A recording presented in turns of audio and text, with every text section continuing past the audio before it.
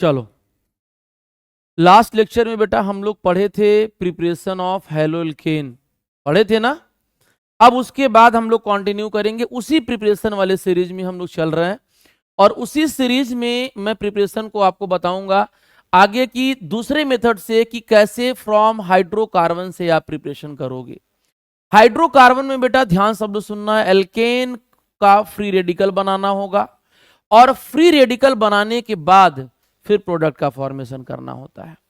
तो free radical कैसे बनेगा ये जरा ध्यान दिया जाए, फ्री रेडिकल बनाने के क्या क्या तरीके हैं उसको जरा समझा जाए, तब आगे हम लोग बात करेंगे। ध्यान दो, चलो सब लोग देखो बेटा, फ्री रेडिकल बनाने के कुछ कंडीशन होते हैं, ध्यान देना। फ्री रेडिकल बनाने के कुछ कंडीशन होते हैं, कौन कौन से कंडीशन होते हैं वो अगर हम लोग जान लें तो सारा काम, सारी बीमारी खत्म हो जाएगी। क्या बीमारी थी भाई साहब? बीमारी ये है कि पहला कंडीशन होता है कि अगर सनलाइट दे दिया जाए तो वो फ्री रेडिकल बनाएगा, समझे आप लोग। या बेटा दूसरा कंडीशन ये है कि अगर कहीं स्ट्रॉन्ग हीट लिखा होता है, ठीक है, तो वो भी आपका क्या बनाएगा?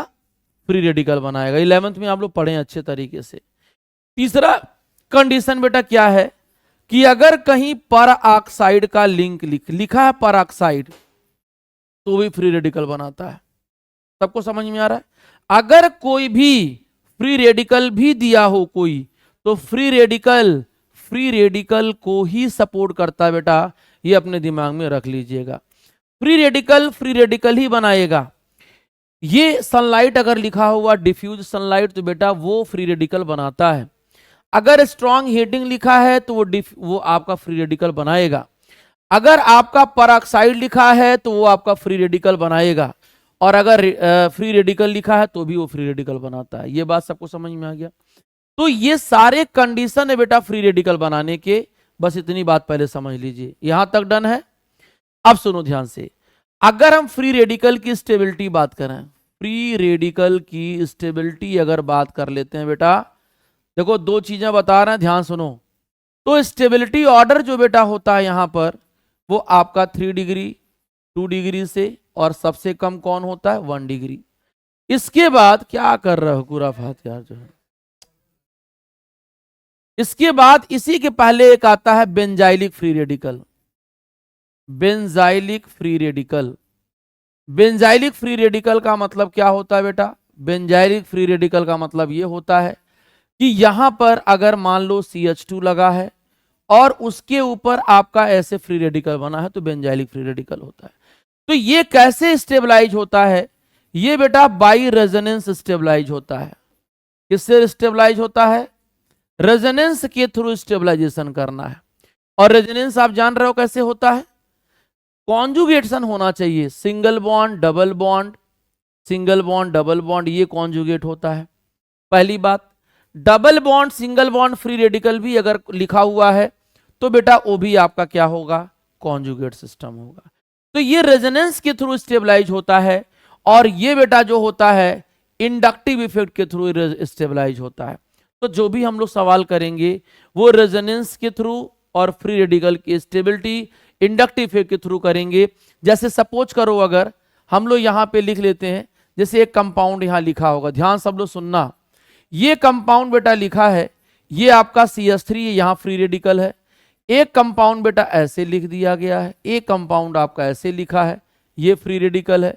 एक कंपाउंड बेटा ऐसे लिखा होता है, तो यहां पर एक फ्री रेडिकल है। तो ये तुम्हारा इससे एक, इधर 2, इधर 3, 3 डिग्री हो जाएगा। ये तुम्हारा क्या हो जाएगा? 2 डिग्री हो जाएगा। ये तुम्हारा क्या हो जाएगा? 1 डिग्री हो जाएगा। तो ये सारे फ्री रेडिकल की कहानी होती है। उसी फ्री रेडिकल से हम लोग पढ़ेंगे। देखो यहां पे दिख रहा है, सब लोग ध्यान से सुनना। ये देखो, ये 1 2 नंबरिंग अगर हम कर दें तो इस कार्बन की नंबरिंग यही होगी। यहां आप देख सकते हो सनलाइट लिखा है कि नहीं लिखा है? सनलाइट अगर लिखा हो कहीं से, यूवी लाइट कहीं लिखा है, तो वो फ्री रेडिकल को ही बनाता है, ये बात ध्यान दीजिएगा। या अगर हीट लिख दिया स्ट्रॉन्ग, तो स्ट्रॉन्ग हीटिंग भी लिख देगा, तभी भी आपको फ्री रेडिकल ही बनाएगा। तो देखो ध्यान से, ये Cl अलग टूटा और 2 हाइड्रोजन, एक बार हाइड्रोजन तुम्हारा यहां से निकलेगा और एक हाइड्रोजन तुम्हारा यहां से निकलेगा। जब हाइड्रोजन बेटा यहां से निकलेगा तो यहां Cl अटैच होगा, मेरी बात समझ रहे हो? और जब हाइड्रोजन बीच वाले कार्बन से निकलेगा यहां से तो Cl वहां अटैच होगा। इसका मतलब अगर हम लोग बात कर लें, देख लें, तो ये कौन सा डिग्री हो गया? 2 डिग्री। और ये कौन सा डिग्री हो गया? 1 डिग्री। तो 1 डिग्री की स्टेबिलिटी ज्यादा होता है या 3 डिग्री का? बताओ जल्दी, किसकी स्टेबिलिटी ज्यादा होगा? 3 डिग्री का। लेकिन ये 2 डिग्री और ये 1 डिग्री, तो हम 2 डिग्री 1 डिग्री में बात करेंगे। 2 डिग्री ज्यादा स्टेबल होगा या 1 डिग्री ज्यादा स्टेबल होगा? 2 डिग्री ज्यादा स्टेबल होगा। इसका मतलब हम कह सकते हैं कि ये आपका मेजर बनेगा और दूसरा वाला क्या बनेगा बेटा? माइनर बनेगा। बोलिए किसी कोई डाउट यहां तक? यहां तक कोई डाउट? कभी भी प्रोडक्ट जितना भी बने तो फ्री रेडिकल वाला ही कहानी देखना है। सबसे ज्यादा जहां स्टेबिलिटी होगी वहां प्रोडक्ट ज्यादा बनेगा, स्टेबिलिटी कम होगी प्रोडक्ट कम बनेगा। समझ में आ रहा आप लोगों को? सबको एकदम मजे में आ रहा समझ में साहब को? ठीक है। हाँ, अरे भाई तो वीआईपी है ना। अब वीआईपी लोग कब आते हैं? प्रोग्राम में भी लेट आते हैं। अरे भाई चलो अब हो गया, आगे बढ़े। समझ में आया सबको? चलिए तो हम लोग बेटा आगे चलते हैं इससे, और आगे चलते हैं तो अब आते हैं हाइड्रोकार्बन से मुझे कैसे बनाना है ये जरा देख लिया जाए। हाइड्रोकार्बन से, वो भी एल्कीन से बनाने के लिए कह रहा है। कितनी अच्छी बात है कि बोल रहा है एल्कीन से बनाइए। एल्कीन से कैसे बनाएंगे ध्यान से सुनना। एल्कीन से बनाने के लिए, एल्कीन से बनाने के लिए क्या होगा, यहां सब जो समझ से सबको लो ध्यान सुनना। यहां डबल बॉन्ड होता है, पाई बॉन्ड होता है। पाई बॉन्ड तोड़ दीजिए बाबू साहब और उसमें 2 ग्रुप को ऐड कर दीजिए। पाई बॉन्ड का टूटना और इसके जगह पे 2 सिग्मा बॉन्ड का बनना क्या कहलाता है? पाई बॉन्ड का टूटना और 2 सिग्मा बॉन्ड का बनना आपका क्या कहलाता है? Addition reaction. क्या होता है बेटा? Addition reaction. मेरी बात समझ में आ रही है कि नहीं आ रही? एडिशन का मतलब देखो, ये एल्कीन है, एक सिग्मा बॉन्ड है, एक पाई बॉन्ड है, तो सिग्मा बॉन्ड तो नहीं टूटेगा, पाई बॉन्ड बेटा टूटेगा, और पाई बॉन्ड में टूटेगा तो H+ और X- जुड़ेगा। जब एल्कीन सिमेट्रिकल होता है, सिमेट्रिकल एल्कीन का मतलब पहले समझा दूं आपको तो अच्छा लगेगा, आपको आनंद आएगा। एक होता है सिमेट्रिकल एल्कीन, एक क्या होता है? सिमेट्रिकल एल्कीन, और एक बेटा क्या होता है? Unsymmetrical alkene. क्या होता है बेटा? बोला करो साथ मेरे यार, अनसिमेट्रिकल एल्कीन। तो बेटा सिमेट्रिकल में कोई लफड़ा नहीं होता भाई। सिमेट्रिकल में आप जब चाहो जहां चाहो वहां लगा सकते हो। जैसे मान लो कि ये CH2 है, दिख रहा है कि नहीं दिख रहा है? ये आपका CH2 है, ये आपका CH2 है, डबल बॉन्ड CH2। जब आप लाइन ड्रॉ करोगे यहां तो प्लेन ऑफ सिमेट्री देगा। प्लेन ऑफ सिमेट्री का मतलब क्या कि जब जो ग्रुप इधर वही ग्रुप इधर, तो ये आपका सिमेट्रिकल है। यहां ऐड करोगे अगर HX तो आप जहां चाहो वहां प्लस माइनस लगा दो, इसको यहां जोड़ दो, इसको यहां जोड़ दो, यहां पे बेटा कोई दिक्कत नहीं है, आपकी मर्जी।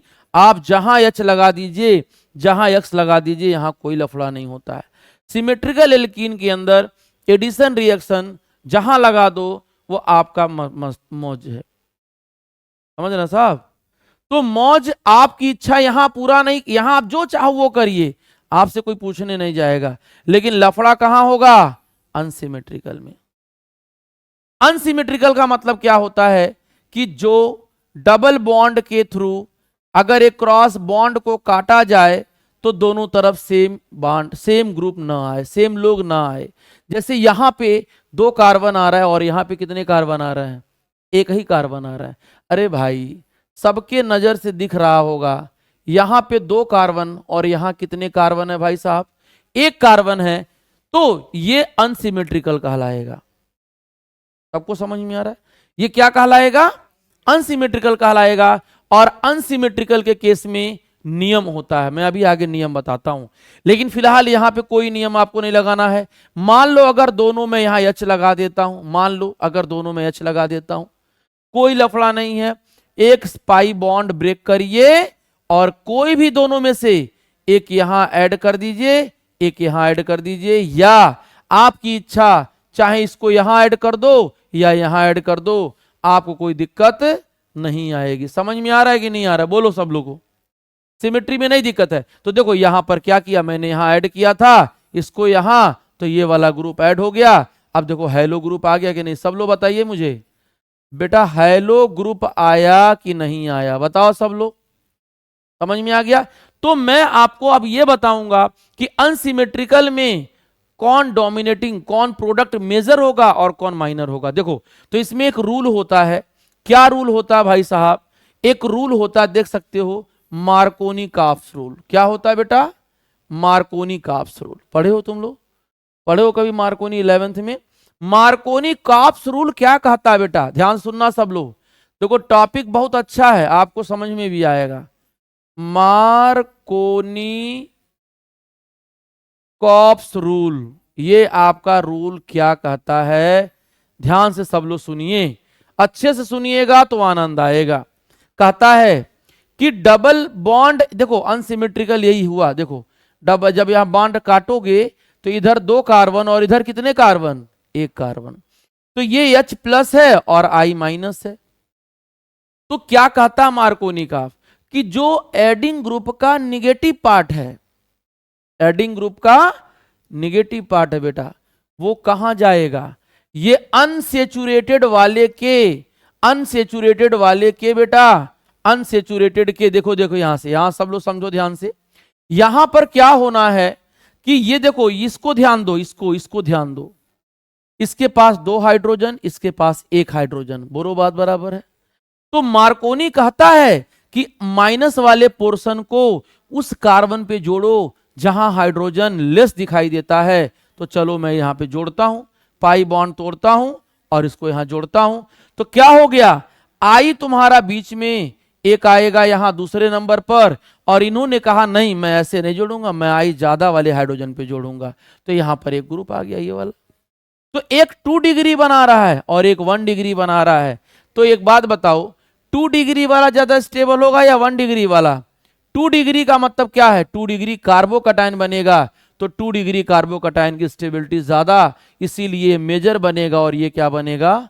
माइनर बनेगा। बोलो क्लियर है? आप जानते हो भाई, जैसे ये कह रहा है कि भाई देखो, मान लो तुम HX का आप एडिशन करा रहे हो, तो एक बात बताओ, डबल बॉन्ड दुनिया में किस नाम से जाना जाता है? डबल बॉन्ड दुनिया में किस नाम से जाना जाता है? डबल बॉन्ड वाले स्पीसीज को न्यूक्लियोफाइल बोलते हैं। क्या बोलते हैं? न्यूक्लियोफाइल। और न्यूक्लियोफाइल का मतलब क्या होता है बेटा? न्यूक्लियोफाइल का मतलब यह होता है कि जिसके पास इलेक्ट्रॉन ज्यादा दिख रहा है। क्या दिख रहा है? ज्यादा दिख रहा है। तो एक बात बताओ, न्यूक्लियोफाइल के पास इलेक्ट्रोफाइल आता है ना, जो गरीब होता है वो इलेक्ट्रोफाइल होता है, उसको क्या चाहिए? इलेक्ट्रॉन चाहिए। समझ रहे हैं नहीं? तो ये क्या कहेगा कि बेटा तुम मेरे पास आओ, तुम आओ, तुमको इलेक्ट्रॉन की दिक्कत है, मैं तुम्हारी मदद करूंगा। ठीक? तो H प्लस खुश हो जाता है, कहता ठीक है भाई हम ले चल, तुम्हारे पास आएंगे हम। आता है तो एक बॉन्ड इधर शिफ्ट होगा, तो क्या होगा? सब लोग ध्यान सुनना, बहुत अच्छी बात बता रहा हूं। आप जब बुक पढ़ोगे ना तुरंत याद आएगा। तो यहां प्लस हो जाएगा और यहां पर क्या होगा? इस पे माइनस और इस पे प्लस आएगा और HCH3 में बदल जाएगा। बोलो सबको समझ में आ रहा है कि नहीं आ रहा है? ये बात सबको समझ में आ रहा है कि नहीं आ रहा है? तो ये कौन सा डिग्री बना बेटा? अरे कौन सा डिग्री कार्बोकटायन है भाई साहब? काहे बेइज्जती करा रहे हो भाई तुम लोग जो है? ये 2 डिग्री हुआ, एक इधर साहब एक इधर, तो कौन सा डिग्री हुआ? 2 डिग्री। अब 2 डिग्री पर आयोडीन को ले आइए और खुशी खुशी इनको अटैक करा दीजिए। हमेशा एरो हायर इलेक्ट्रॉन डेंसिटी से लोअर की तरफ दिखाते हैं। मेरी बात समझ में आ गई? तो ये बेटा क्या बनेगा फाइनली? यहां पर CHI बन जाएगा, CH3 बन जाएगा, इसका डिग्री 2 हो गया। तो मैं इसी को मेजर मान लेता हूं। बात समझे? माइनर क्यों बन गया भाई? ये 1 डिग्री वाला माइनर क्यों कह रहा है? इसका मतलब कि एक नंबर पे प्लस चार्ज आएगा, तभी तो माइनस वाला इस पे अटैक हुआ है। एक नंबर पे प्लस चार्ज आ रहा है, इसका मतलब इसका डिग्री क्या हो जाएगा? 1 डिग्री हो जाएगा। अब बताइए 1 डिग्री स्टेबल है कि 2 डिग्री? 2 डिग्री। जब 2 डिग्री स्टेबल है तो 2 डिग्री मेजर बनेगा और 1 डिग्री माइनर बनेगा। कोई लफड़ा तो है नहीं, ठीक है। अब तुमसे अगर कोई कह दिया कि मुझे ये वाला मेजर बनाना है, कौन वाला? ये वाला मेजर बनाना है। एक रूल होता है जिसे क्या कहते हैं, एंटी मार्कोनिकॉफ रूल। इसी का अपोजिट रूल होता है। यहां दिया नहीं है, मैं आगे बता रहा हूं। इसका रूल क्या होता है बेटा? एंटी, बोलते चलो तुम लोग, मार्कोनिकॉफ्स रूल। अब इसको एक और नाम से बोला जाता है, आप सब लोग जानते होंगे, पर ऑक्साइड इफेक्ट कहलाता है, या इसी का एक और नाम होता है खरास इफेक्ट कहलाता है, जो खांसी वाला होता है, ये होता है। अब इसने उल्टी बात कही। अच्छा ये बनता कैसे है? उसमें तो बेटा कार्बोकैटायन बन रहा था, लेकिन यहां पे जो बनता है इंटरमीडिएट, ये भी जान लिया करिए। देखो नॉलेज लोगे तो फायदा होगा। इंटरमीडिएट बेटा जो बनता है that will be free radical, that will be free radical. कौन सा इंटरमीडिएट बनता है? फ्री रेडिकल, क्योंकि बेंजोइल पेरोक्साइड ऑर्गेनिक पेरोक्साइड होता है, उसी को यूज किया जाता है। कैसे होता है जरा देख लिया जाए। बेटा ये एक बात बताओ, ये तुम्हारा क्या है? बेंजीन है। ये C डबल बॉन्ड हो तो बेंजोइल कहते हैं। सेम यही यूनिट आदित्य इधर भी लिखना है, समझे भाई साहब? बोला करिए थोड़ा इधर से। अब बीच में पेरोक्साइड लिंक देना है मुझे, तो बीच में पेरोक्साइड लिंक दे दिया जाए। इसे हम क्या कहते हैं? पेरोक्साइड लिंक कहते हैं। अब जब भी टूटेगा तो यहां होमोलिसिस होता है, ये फ्री रेडिकल, ये फ्री रेडिकल, तो इसे क्या कहते हैं? Benzoyl free radical. क्या कहते हैं? Benzoyl free radical.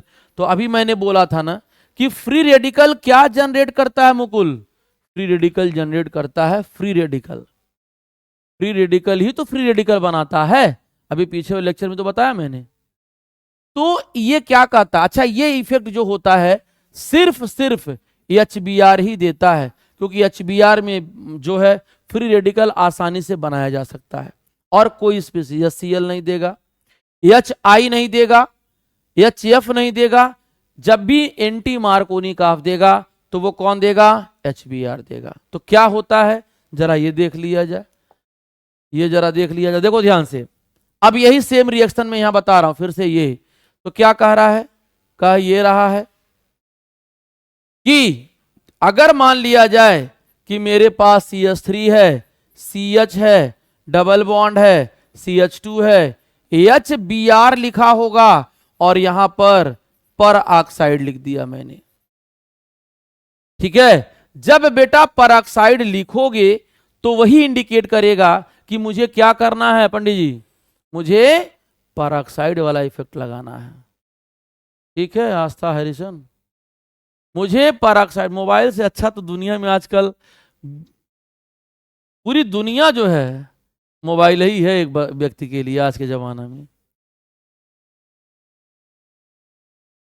कब जाइए एकदम, बताओ इतने लोग इतना लीन हो जा रहे हैं लोग मोबाइल के दुनिया में। हे भगवान, जो है मतलब कि देख रहे हैं कि माँ बाप से ज्यादा व्यस्त बच्चे हो गए हैं। नहीं, 3-3 4-4 मोबाइल लिए घूम रहे हैं, एक ऑफिस के लिए, एक पर्सनल, एक प्राइवेट, और एक जो है पब्लिक वाला। हाँ अच्छा, वाईफाई यूज करने स्टेशन पहुंच जाते हैं ये।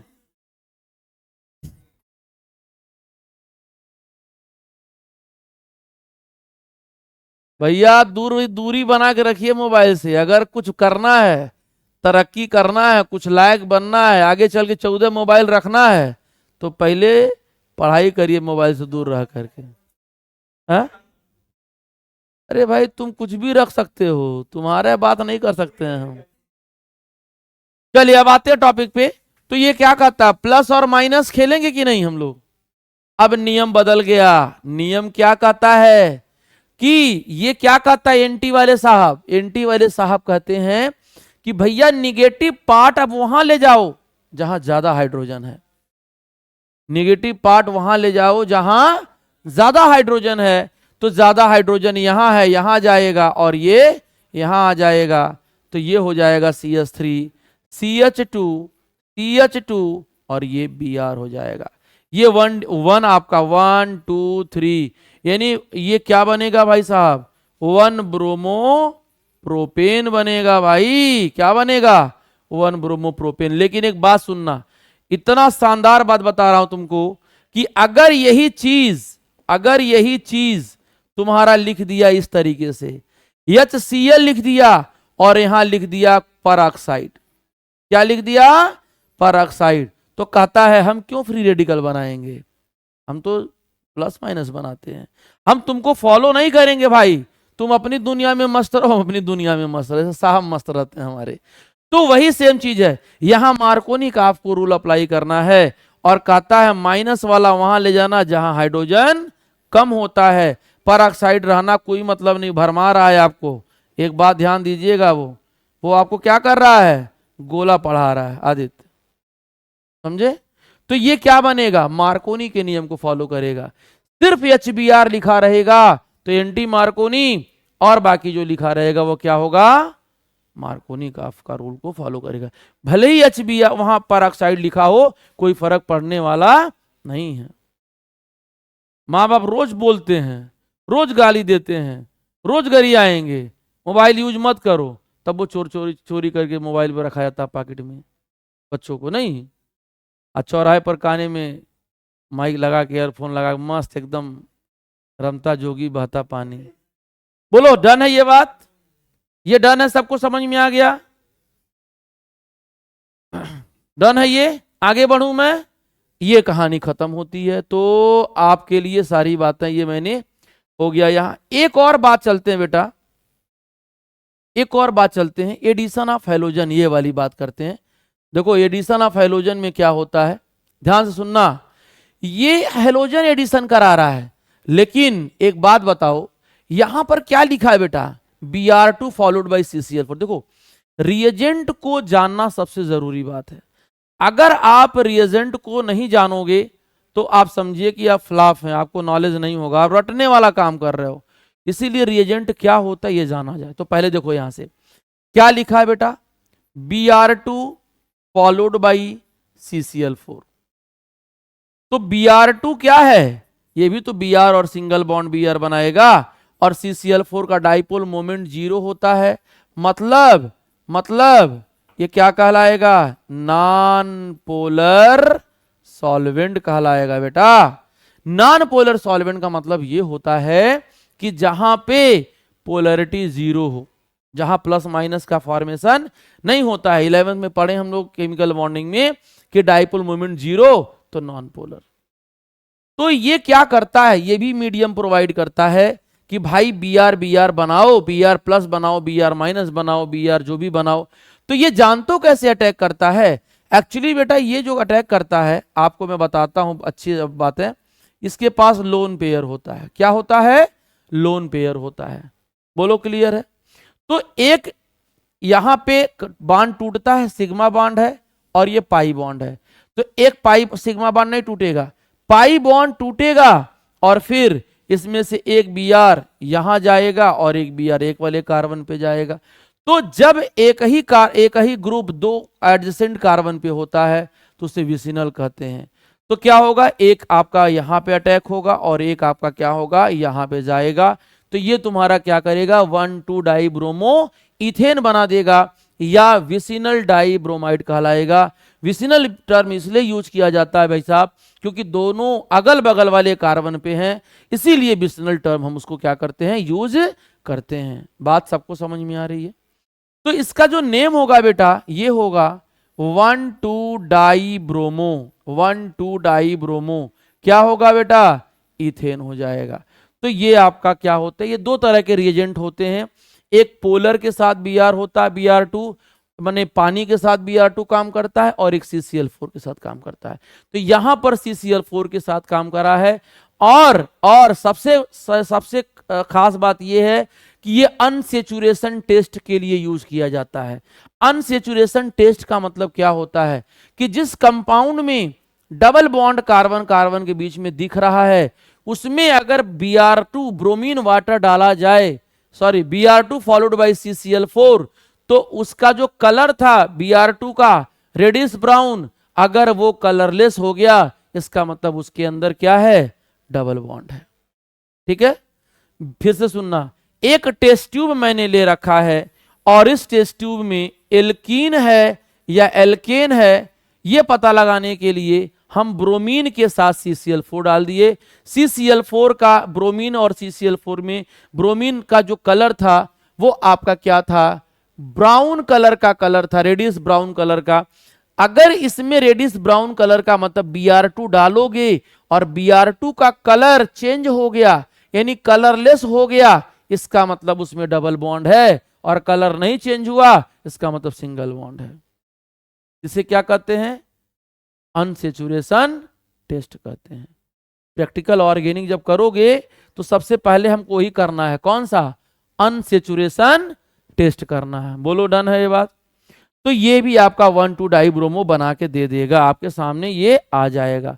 बोलिए यहां कोई लफड़ा नहीं ना किसी को, बेटा सबको समझ में आ गया यहां तक। अब मैं चलता हूं, एक सबसे नेमिंग में सबसे इंपॉर्टेंट बेटा है और खूब पूछा हुआ है, मैं आपको बता नहीं सकता हूं कितना इंपॉर्टेंट है। आदित्य से बोल सकते हैं भाई कि इंपॉर्टेंट है ताकि वो ध्यान दें और उसको थोड़ा सा याद रखें। ठीक है, तो आगे देखिए, यहां पे आते हैं। हाइलाइड एक्सचेंज, हैलोजन एक्सचेंज का मतलब क्या हुआ भाई साहब, कुछ ऐसे हाइलाइड हैं जिनको हम डायरेक्ट हैलोजिनेशन से नहीं बना सकते हैं। जैसे अगर तुम ये कहो कि सर मुझे RAF बनाना है, मुझे क्या बनाना है, RAF बनाना है, तो बेटा डायरेक्ट हैलोजिनेशन यानी F2 का रिएक्शन हम R एल्केन से नहीं करा सकते हैं डायरेक्ट।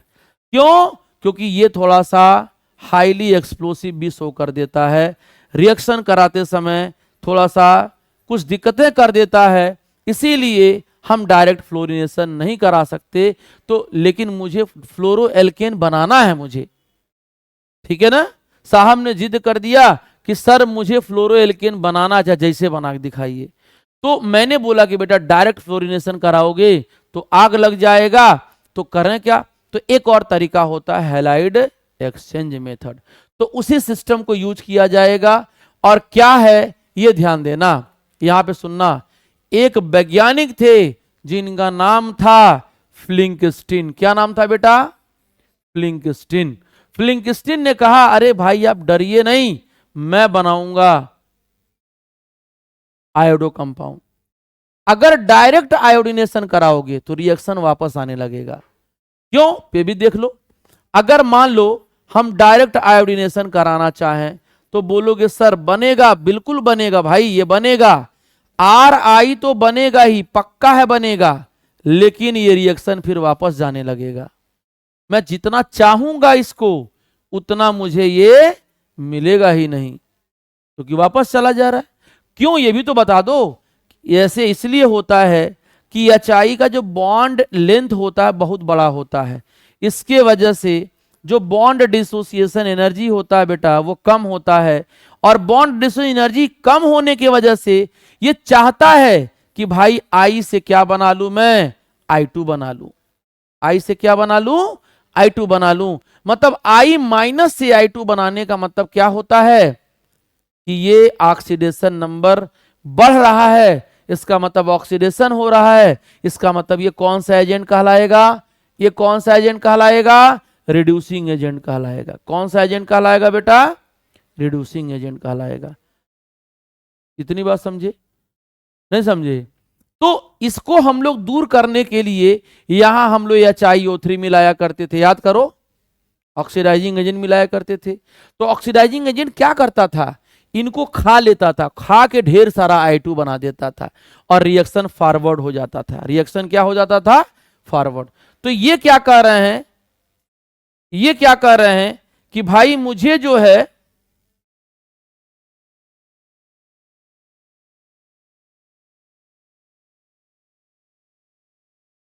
मुझे जो है डायरेक्ट बनाना है, कोई तरीका बनाइए कि ये सब फालतू रिएजेंट की जरूरत ना पड़े, हमको डायरेक्ट बनाना पड़े।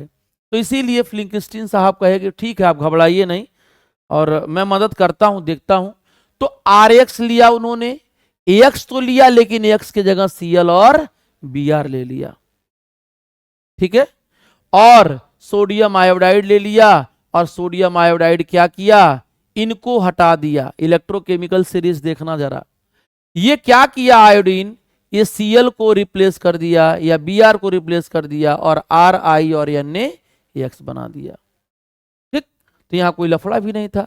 NaCl और NaBr जो बन रहा है, प्रेसिपिटेट होता है, वो ड्राई एसीटोन में बनता है। अच्छा एक बात बताओ, प्रेसिपिटेट ड्राई एसीटोन में बन रहा है, ये बहुत अच्छी बात बता रहा हूं आपको। NaI, सुनना ध्यान से, NaI क्या होता है, आप पढ़े हो 11 फजान रूल, ये बहुत बड़ा एटम होता है। कौन, आयोडीन खूब बड़ा होता है और सोडियम उसके कंपेयर में छोटा। तो अगर कटायन छोटा है बेटा और एनायन क्या है, एनायन क्या है, आनंद आनंद है, खूब अच्छा लग रहा है ना, ठीक, नींद ना लगना चाहिए। एनायन खूब बड़ा है और कटायन खूब छोटा है। तो कटायन क्या करता है, उनके इलेक्ट्रॉन की डेंसिटी को खींचता है, खींचेगा, और उनको क्या करेगा, मान लो ये प्लस चार्ज वाला है और ये माइनस चार्ज वाला है, तो इनको खींचेगा और खींच करके इनको पोलराइज कर देगा, खींच के क्या कर देगा, पोलराइज कर देगा। यानी इसका मतलब इनके अंदर कोवैलेंट कैरेक्टर डेवलप हो जाएगा। कौन सा कैरेक्टर, कोवैलेंट कैरेक्टर जो होगा वो बेटा डेवलप हो जाएगा। एक मिनट, बहुत कम फोन आ रहा है।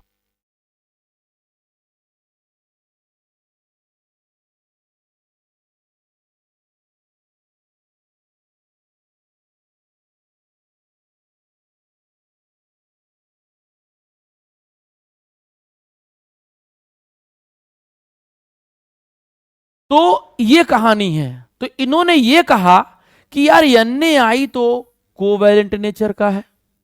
क्या है, बोलते चलो, NaI कहां है, कोवैलेंट नेचर का। और जब कोवैलेंट नेचर का होगा, और यहां पर बेटा एक बात बता दूं तुमको, एसीटोन डाला जाता है। क्या डाला जाता है, एसीटोन। तो यार एसीटोन में ये घुल जाता है, लेकिन जो NaCl बनेगा यहां, NaCl कहो या NaBr कहो, ये तो आयनिक हो गया। तो जब आयनिक कोवैलेंट कंपाउंड में जाएगा तो प्रेसिपिटेटर ने बनाएगा, वो कहा उसके साथ रहेगा। अरे भाई, एक आयनिक और एक कोवैलेंट, घुलेगा क्या दोनों, इसीलिए उसमें पीपीटी बनने लगता है। देखो कहीं लिखा था, शायद मैं देखा था, पीपीटी बनने लगता है और it facilitate the forward reaction according to Le Chatelier principle. अभी मैंने पीछे बताया, पीपीटी बनाता जाएगा, इसको पीपीटी बनाएगा इसके अंदर, फिर ये जनरेट होगा, फिर रिएक्शन भागता जाएगा, आगे बनता जाएगा बार बार। तो ये आपका ली चैडलियर प्रिंसिपल के अकॉर्डिंग हुआ। एल्किल फ्लोराइड बनाने का ये सबसे शानदार तरीका होता है बेटा, इससे आप बना सकते हो। एक और तरीका होता है स्वाट रिएक्शन, जरा उसको देखा जाए। क्या है, आप लोग समझ चुके हैं इस बात को, ये नेमिंग रिएक्शन आता है एग्जाम में, क्या ये समझ चुके हो, आगे चलूं मैं, आगे चलिए, ध्यान से देखिए, एकदम शानदार शानदार चीज आपको बता रहा हूं। देखो आ गया एकदम शानदार कहानी, समझे। तो ये कहानी देखो ध्यान से। अब एक आता है स्वाट रिएक्शन। क्या आता है बेटा, स्वाट रिएक्शन, SWART। स्वाट ने क्या कहा कि आप आयोडीन वाला कंपाउंड बनाए तो हम फ्लोराइड वाला बनाएंगे। आप भी चैलेंजिंग काम किया, हम भी चैलेंजिंग काम करेंगे। तो इन्होंने क्या किया, मिथाइल ब्रोमाइड लिया और सिल्वर फ्लोराइड लिया। इन्होंने क्या लिया बेटा, मिथाइल ब्रोमाइड और सिल्वर फ्लोराइड लिया, और उसके साथ साथ ये रिएजेंट लिया। कोई भी रिएजेंट बेटा पेपर में देता है तो स्वाट रिएक्शन होता है, इनमें से कोई भी रिएजेंट होगा।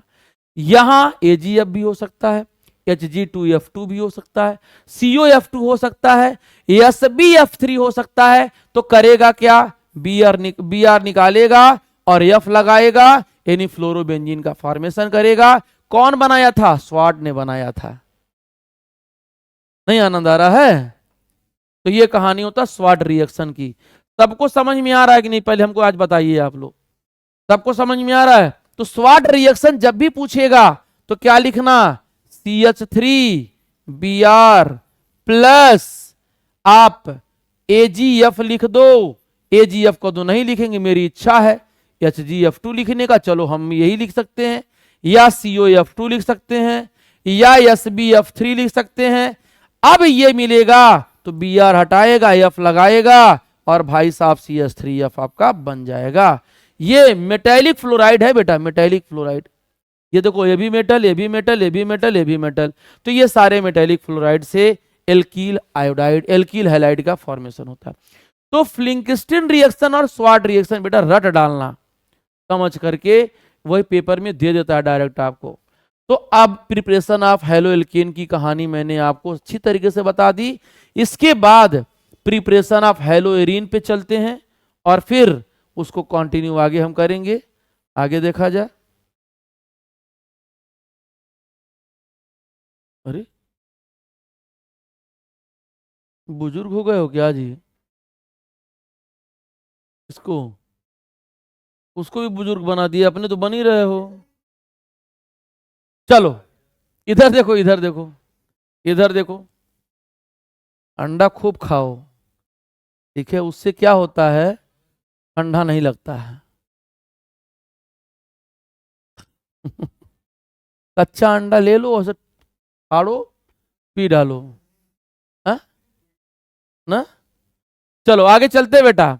एक प्रिपरेशन और बता देते हैं, preparation of hello arene. Hello मतलब क्या? हैलोजन होता है ना? तो क्या होता है हैलो में? क्या होता है? FClBri। कोई बता सकता मुझे क्या कि हैलोजन के बैलेंस शेल में कितने इलेक्ट्रॉन होते हैं? नहीं, गलत बता रहे हैं आप, बताइए, कोई भी होता है? और कोई बताए भाई, और कोई भी जाबाज मुझे बता दे, साहब बताएं मुझे, हैलोजन के बैलेंस शेल में कितना इलेक्ट्रॉन होता है? मतलब FClBri। अरे शानदार भाई, जवाब दिए एकदम। एकदम मेडिकल के फील्ड में जाना ही जाना है तुमको, कोई काट नहीं सकता है। डॉक्टर आदित्य लिखना ही लिखना है। हैलोजन के बैलेंस शेल में इलेक्ट्रॉन कितना होता है? मैंने यही पूछा था, कितना होता है? एक बच्चा ने मुझे अच्छे से जवाब दिया, 7 इलेक्ट्रॉन, ये बताया। साहब आनंद आ रहा है एकदम, आंख पे नींद तो तगड़ा चल रहा है। देखिए ध्यान से, देखो ध्यान से सब लोग देखो। तो वही सेम बात बेटा, Fe और डार्क कंडीशन में रिएक्शन करा रहा है। तो कह रहा है कि एरिल क्लोराइड या एरिल ब्रोमाइड को हम इलेक्ट्रोफिलिक सब्स्टिट्यूशन कराते हैं क्लोरीन और ब्रोमीन के प्रेजेंस में, लेकिन लुविस एसिड और कैटालिस्ट जो होता है वो आयरन या आयरन क्लोराइड ले लिया जाए, उसके कहानी में काम बनता है। तो जरा एक बार देख लिया जाए, आयरन क्लोराइड ले लो लेकिन एनहाइड्रस या FeCl3 लिया जाता है, ठीक? तो वो यहां नहीं रिएक्शन करेगा। अगर तुम यहां पर, हम यहां पर एनहाइड्रस या FeCl3 ले सकते हो या AlCl3 ले लोगे, तो ये X क्या होगा? या तो इसके आर्थो पे आएगा या तो इसके पैरा पे आएगा। यहां पर देखो आर्थो पे जुड़ गया in the form of electrophile. Actually होता क्या है, हम मैकेनिज्म आगे आपको बताएंगे तो अच्छा लगेगा, सारी बात आपको समझाऊंगा मैं बेहतरीन तरीके से। ये बॉन्ड टूट के ले जाता है और इस पे प्लस और इस पर माइनस बनाता है। तो इसी को क्या कहते हैं? इसको इलेक्ट्रोफाइल कहते हैं। क्या कहते हैं? इलेक्ट्रोफाइल। ये इलेक्ट्रोफाइल या तो आर्थो पे जाएगा, बगल वाला कार्बन आर्थो होता है और पैरा ये होता है, तो या तो पैरा पे जाएगा, तो हैलोजन यहां पे अटैच होगा या यहां पे अटैच होगा। अब हम आपको कल के लेक्चर में इसी हैलो एरीन को किस तरीके से और प्रिपरेशन होता है वो इसके अलावा भी मैं आपको लेक्चर में कंटिन्यू करूंगा, ठीक है? तो आज के लेक्चर में बस हम लोग यहीं रहेंगे। कल के लेक्चर में बेटा मिलते हैं कॉन्टिन्यूअस फॉर्म में की प्रिपरेशन ऑफ हैलो एरीन। इसी के साथ सबको नमस्कार।